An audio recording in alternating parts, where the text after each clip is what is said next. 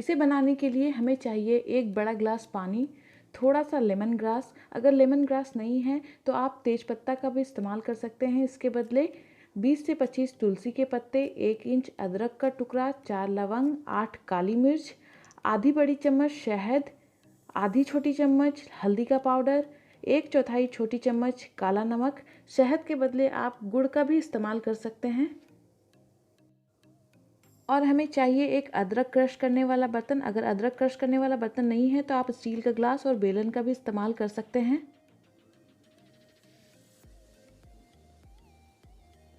सबसे पहले इसमें डालेंगे तुलसी के पत्ते, फिर डालेंगे लेमन ग्रास,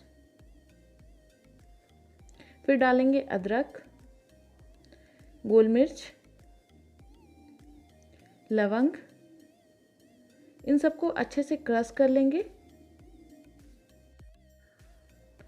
तो ये देखिए, इसे मैंने क्रश कर लिया है। इसे अब साइड रखेंगे और गैस की ओर चलते हैं। काढ़ा बनाने के लिए यहाँ पर मैंने एक पतीला ले लिया। इसको गैस पे रख के इसमें हम सारा पानी डाल देंगे जो हमने लिया था।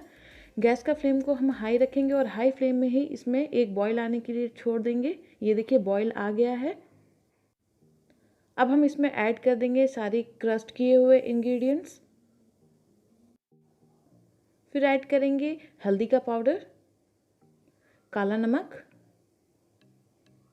और इसको एक बार अच्छे से मिक्स कर लेंगे। मिक्स करने के बाद फ्लेम को एकदम लो कर देंगे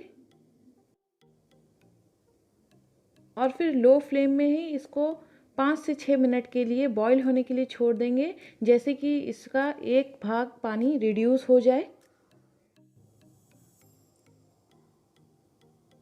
तो अभी आप देख सकते हैं कि यहाँ पर काढ़ा कितना कम हो गया है। अभी हम गैस का फ्लेम को एक बार हाई कर देंगे। अब 2-3 सेकंड के लिए फ्लेम को हम हाई कर देंगे और हाई फ्लेम में से बॉईल करेंगे। बॉईल करने के बाद अब हम गैस को ऑफ कर देंगे और फिर इसको छान देंगे। तो यहाँ पर मैंने काढ़ा को छान लिया है। आप देख सकते हैं कि मैंने कितना पानी लिया था और अभी ये बनकर कितना हो गया है।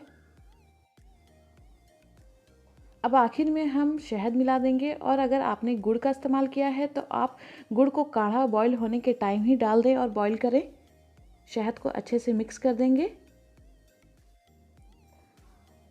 आप इसको जिस तरह चाय पीते हैं गर्म ही पिए। इससे आपका कॉमन कफ, कोल्ड, फ्लू नहीं होगा, इम्यूनिटी भी बूस्ट होगा।